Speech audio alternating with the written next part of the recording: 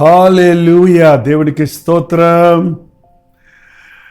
పండగ అయిపోయింది, ప్రభుదినము అని మర్చిపోయారా ఏంటి? ఒక నిజమైన క్రైస్తవునికి అసలైన సిసలైన పండగ ఆదివారమే. మనకి 3 పండగలు 4 పండగలు కాదు, 52 పండగలు ఇచ్చాడు దేవుడు. ఇది 52వ ఆదివారం. రండి పరిశీలించుకుందాం. ప్రార్థన. పరిశుద్ధుడా, నీకు వందనములయ్యా. 6 దినములు కష్టపడి పని చేసుకో, 7వ దినమున విశ్రాంతి దినమును ప్రభు దినముగా నిన్ను ఆరాధించుటకు ప్రత్యేకపరచమని మాకు చెప్పావయ్యా. నీ మాట వినక నష్టపోయాము, నీ మాట వినినప్పుడు దీవించబడ్డాము. ఆదివారం యొక్క ప్రభుదినము యొక్క ప్రత్యేకతను గుర్తించుటకు ఈరోజు మాకు సహాయం చేయమని క్రీస్తు నామములో అడుగుచున్నాము తండ్రి, ఆమేన్. విశ్రాంతి దినం అంటారు, ఆదివారం అంటారు. ఏంటంటే మీరు విశ్రాంతి దినం శనివారం కదా అంటుంటారండి. శనివారం ఆదివారం అని వాగ్వాదాలు వదిలిపెట్టి మనం యూదులమా క్రైస్తవులమా అని గుర్తించండి. యూదులు విశ్రాంతి దినాన్ని శనివారం ఆచరించేవారు. యేసు ప్రభు మరణ పునరుద్ధానం తర్వాత ఆయన పునరుద్ధానుడయ్యాడు కనుక ఆదివారం. అప్పటి నుండి ఆది సంఘం సమాజంగా కూడుకొని ప్రభు దినాన్ని ఆచరించాడు. ప్రతి ఆదివారం నా దేవుడు సజీవుడు, ఆయన మరణించి తిరిగి లేచినవాడు, ఆయన సమాధిలో లేడు, ఆయన నా కొరకు తండ్రి కుడిపార్శ్వమున కూర్చొని విజ్ఞాపన చేయుచున్నాడు. నా కొరకు పరలోకాన్ని సిద్ధపరిచాడని జ్ఞాపకం చేసుకోవడానికి. కాబట్టి ఏ రోజు అని రోజులు దినములు చూచేవారిగా కాక ప్రభు కొరకు ఒక దినమంతా గడపాలని నిశ్చయించుకోవాలి. యెషయా గ్రంథం 58వ అధ్యాయంలో మీరు చూసినట్లయితే విశ్రాంతి దినము లేక ప్రభు దినము, పునరుద్ధానపు దినము, ఆదివారము అని మీరు ఏ పేరు పెట్టుకున్నా సరే, కానీ మీరు గమనించినట్లయితే ప్రపంచవ్యాప్తంగా ఆదివారం ఒక సెలవు దినంగా ప్రకటించబడింది. ఎవరు దీనికి ఒత్తిడి తీసుకురాలేదు, ఎవరు యాజిటేషన్ చేయలేదు. అది దేవుని ఏర్పాటుగా కనపడుతుంది. కాబట్టి ఆదివారం అనగానే సెలవని, ఆదివారం అనగానే హాలిడే అని లోకంలో కూడా మనుషులందరూ తలస్తున్నారు. మరి దేవుని బిడ్డలైన మనకి ఈ హాలిడే ఎందుకు? ప్రభుతో గడపడానికి, అంతేగాని మన సొంత పనులు చేసుకోవడానికి కాదు. 52 ఆదివారాలు ఒక సంవత్సరంలో ఉంటున్నాయండి. సరిగ్గా మీరు ఎన్ని ఆదివారాలు ఈ సంవత్సరం మందిరాలకు హాజరయ్యారు అని ఎప్పుడన్నా మిమ్మల్ని మీరు పరిశీలించుకున్నారా? లెక్కలు చూసుకున్నారా? దయచేసి కొత్త క్యాలెండర్ మీ ఇంటిలో ఉంచుకోండి. ప్రతి ఆదివారం మీటింగ్ వెళ్ళినప్పుడు ఐ అటెండెడ్ అని అందులో ఫిలప్ చేసి పెట్టుకోండి. సంవత్సరాంతంలో ఎన్ని ఆదివారాలు వెళ్ళారు, ఎన్ని ఆదివారాలు ఎగ్గొట్టారు, ఎన్ని ఆదివారాలు లైవ్ చూసుకున్నాం మేము ఇంట్లో అని సరిపెట్టుకున్నారని చూసుకోండి. చూడండి, కోవిడ్ టైంలో మనకి దారి తెన్ను లేదు కనుక లైవ్ ప్రారంభించాం, లైవ్లో చూసుకున్నాం. బట్ ఇప్పుడు మందిరాలు తెరవబడ్డాయి. సమాజంగా కూడుకోవాలని దేవుని బిడ్డలందరం ఆరాధించటకు, ఆత్మతో సత్యముతో ఆరాధించటకు ఆలయాలకు చేరాలన్నది దేవుని పద్ధతి. అయితే ఆదివారం ఆచరించేవారు ఆచారంగా ఆచరించకూడదు. పెదవులతో వారు నన్ను స్తుతిస్తున్నారు కానీ వారి హృదయం నాకు దూరముగా ఉన్నది. కొన్ని ఆచారాలు, పద్ధతులు, కూర్చోవటం, లేవటం, హల్లెలూయా ఆమెన్ అనటం, ఏదో సిలువ గుర్తు వేసుకోవటం, కాసేపు కళ్ళు మూసుకొని ప్రార్థన చేస్తున్నట్టుగా నటించడం అంటే పోగొదేమో. చాలామంది నటిస్తారు కదా, దేవునితో మాట్లాడుకోరు. పాట పాడినప్పుడు హృదయపూర్వకంగా పాడరు. అది కాదండి, పూర్ణ హృదయంతో ప్రభువుని ఆరాధించాలి. ముఖ్యంగా ప్రభు దినమున మనం చెయ్యకూడనివి 3 ఉన్నవి, చేయవలసినవి 3 ఉన్నవి. 58 అధ్యాయాల్లో మనం అనుదిన ధ్యానంలో ఉన్నాం కాబట్టి ఇదంతా చదవండి, మీరు మంచి సారాన్ని పొందుకుంటారు. నేను చెప్పేది ఏంటంటే 58 అధ్యాయం 13వ వచనంలోని 2వ భాగంలో ఆ 3 ఏంటంటే, నీకు ఇష్టమైన పనులు చేయొద్దు, నీకు ఇష్టమైన పనులు చేయకయు, వ్యాపారము చేయకయు, లోక వార్తలు చెప్పుకొనకయో ఉండవలను. ఆదివారం నాడే నీకు ఇష్టమైన బిర్యానీ చేసుకొని తింటము, ఆదివారం నాడే నీకు ఇష్టమైన వాళ్ళ ఇంటికి వెళ్ళటము, ఆదివారమే నీకు ఇష్టం ఏంటంటే పడుకొని నిద్రపోవటము. చూడండి, మన ఇష్టాలు గమ్మత్తుగా ఉంటాయి. నీకు ఏది ఇష్టమో ఆ ఇష్టాన్ని తీర్చుకోవడానికి వారమంతా ఉద్యోగాలు, డ్యూటీలు, ఆఫీసులు, పోతాం రావటం, పిల్లలు, స్కూల్స్ అని అంటారేమో.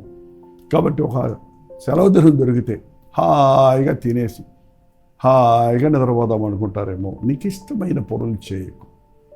కొంతమంది బట్టలు ఉతుక్కోవడానికి, కొంతమంది ఇల్లు సర్దుకోవడానికి, కొంతమంది మార్కెటింగ్ చేయటానికి, షాపింగ్ చేయటానికి, ఇలాగా ఎంతోమంది తమకి ఇష్టం వచ్చిన దాని కొరకు దేవుని దినమును, దేవుని సమయమును వాడుతున్నారు. అది నీకు మేలు కాదు. నీకు ఇష్టమైన పనులు చేయొద్దు. రెండోది, వ్యాపారం చేయొద్దు.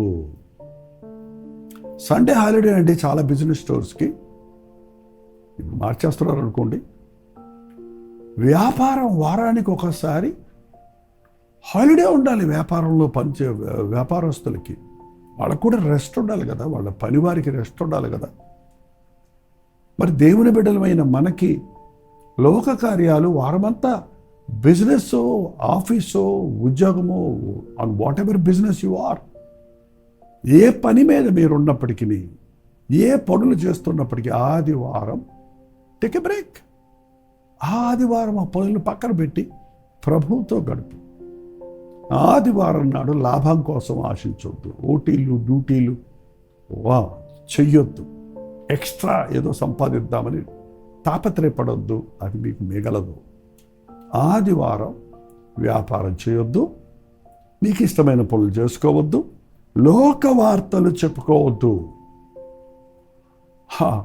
ఆదివారం నాడు టీవీ ఆన్ చేసి లోకంలో ఆ న్యూస్, ఈ న్యూస్, అబ్బా ఇప్పుడు ఏ న్యూస్ ఉన్నా ఒకటే న్యూస్, అన్నీ బ్యాడ్ న్యూస్లే, అన్నీ విమర్శలే.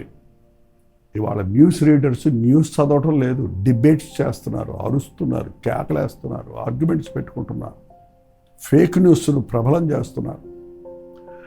అటువంటి వాడితో నీ మనసు ఎందుకు పాడు చేసుకుంటావు?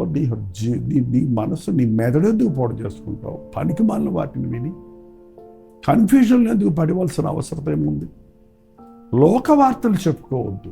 కొంతమందికి వరల్డ్ న్యూసే అక్కర్లేదు, లోకల్ న్యూస్, వాళ్ళ గురించి, వీళ్ళ గురించి, బంధువుల గురించి, స్నేహితుల గురించి. 4 చేరారంటే 5వ వారి గురించి మాట్లాడతారు, 5 చేరితే 6వ వారి గురించి మాట్లాడతారు. అంతా వృధా అండి. వ్యర్థమైన మాటలు దోషముండక మానదు. ఆదివారం నాడు ఈ 3 చేయకండి. మీకు ఇష్టమైన పనులు చేసుకోకండి, వ్యాపారం చేయకండి, లోకవార్తలు చెప్పుకోవద్దు. మాట్లాడితే దేవుని మాటలు మాట్లాడండి, దేవుని వాక్యం మాట్లాడండి, దేవుని ప్రేమల గురించి మాట్లాడండి, దేవుడు చేసిన మేళ్ళ గురించి మాట్లాడండి. అంతేకాకుండా 11వ వచనం, నా విశ్రాంతి దినమును వ్యాపారం చేయకుండా నాకు ప్రతిష్టమైన దినమని, ప్రతిష్ఠించబడిన దినం అది. It's a dedicated day, it's a separated day. ఇది చాలా ప్రత్యేకపరచబడిన రోజు. అది మనోహరమైన దినం, అది మనోహరమైనది, ప్రతిష్ఠితమైనది, ఘనమైనది. ఆహాహా, ప్రభు ఆదివారం అంటే అంత చులకన ఏంటండి? అది దేవుడు మన కొరకు ప్రతిష్ఠించిన దినం. ఒక దేవునితో మనం సహవాసం చేసే దినం. ఒక పెళ్లి రోజు ఎవడైనా ఆఫీస్కి వెళ్తాడా? పెళ్లి రోజున ఎవరైనా బంధువుల దగ్గరికి వెళ్ళిపోయాం చూడటానికి అని చెబుతారా? పడుకొని నిద్రపోతాడా? ఆ రోజంతా గగ్గలాడుతూ ఎప్పుడు నా పెళ్ళి అంటూ తను తాను సిద్ధపరుచుకుంటాడు.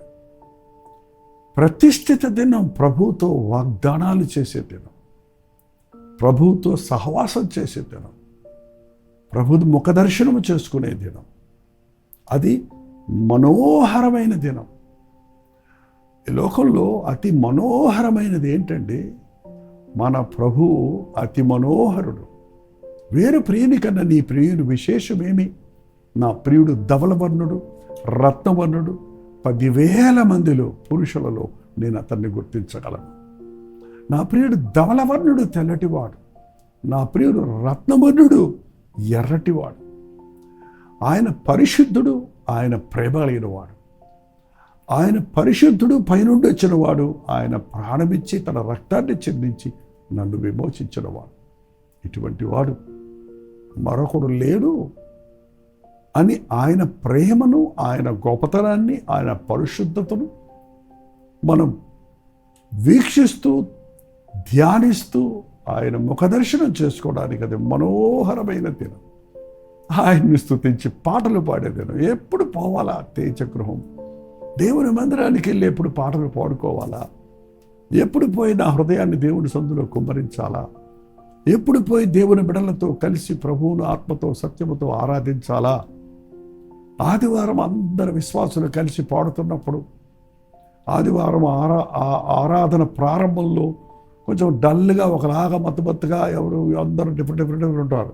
ఆదివారం క్లోజింగ్, మా చర్చిలో క్లోజింగ్ వచ్చేటప్పటికి ఆ వన్నెస్, ఆ హ్యాపీనెస్, ఆ జాయ్, ఆ యొక్క తేట తెల్లగా ఆ ముఖాలు కళకళలాడుతూ దేవుని మహిమతో దేవుని సన్నిధితో నింపబడుతుంది.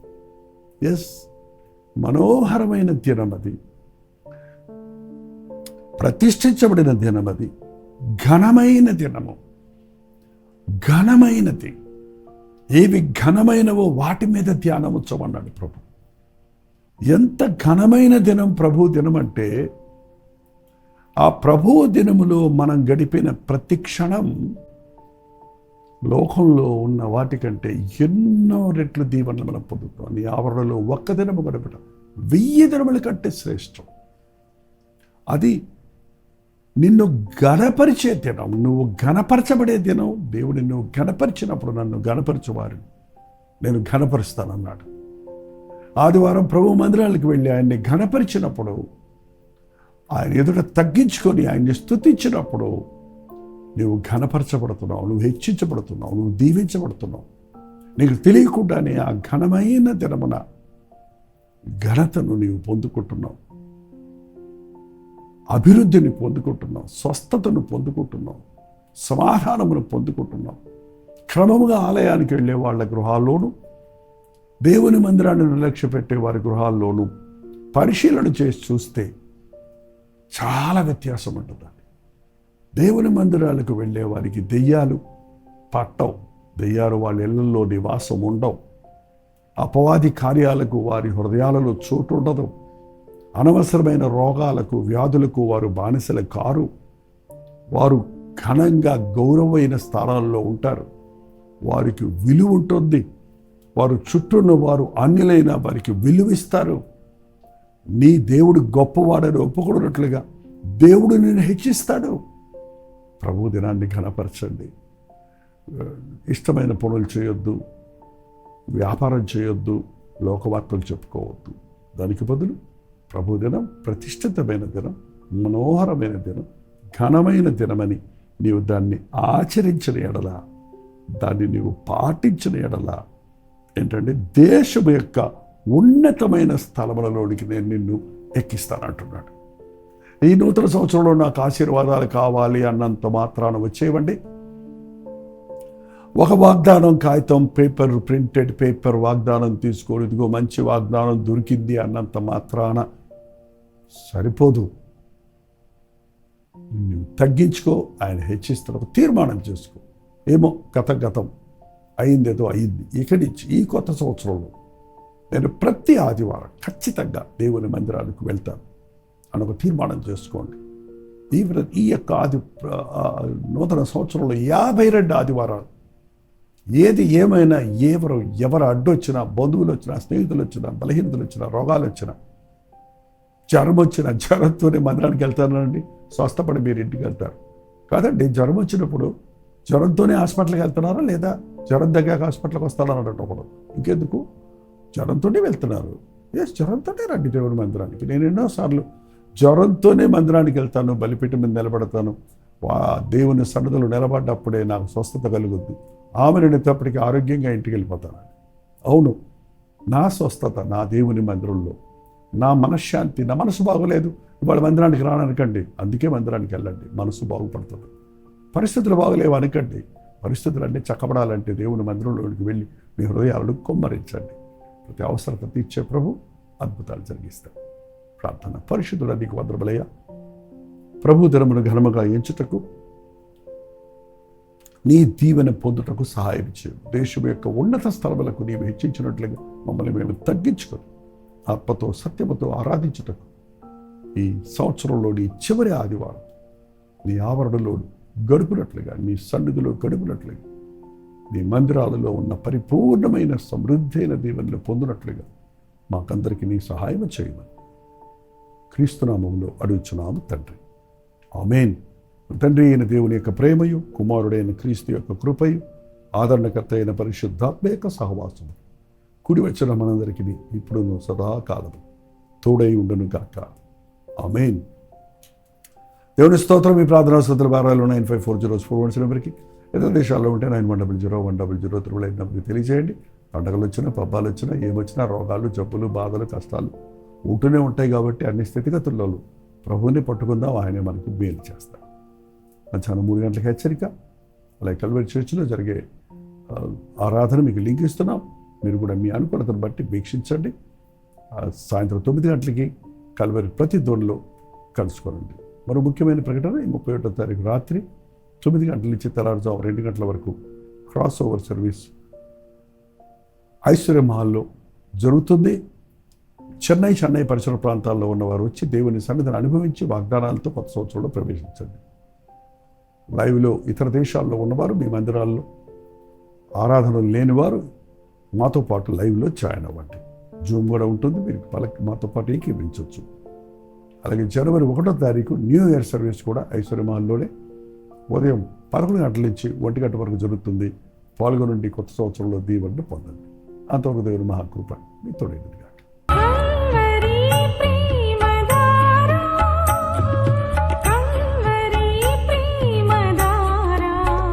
కల్వరి ప్రేమధార అనే మా ద్విమాస పత్రికను ఈ మధ్య త్రైమాస పత్రిక అంటే 3 నెలలకి ఒక్కసారి మాత్రమే ప్రింట్ చేయగలుగుతున్నాం. మరి గత 40 సంవత్సరాల పైబడి కొనసాగుతున్న ఈ పత్రికను ఆపు చేయటం ఇష్టం లేక దీన్ని త్రైమాస పత్రికగా మార్చున్నాం. మీరు కల్వరి ప్రేమధార పత్రికను చదువుతున్నారా? ఒక ఉచిత పత్రిక కావాలంటే ఇవ్వాలే మీ పేరు, చిరునామా, అడ్రస్తో పాటు ఇంటి నెంబర్తో పాటు క్లియర్గా పంపించండి. తప్పకుండా ఒక ఉచిత పత్రికను మీకు పంపిస్తాం.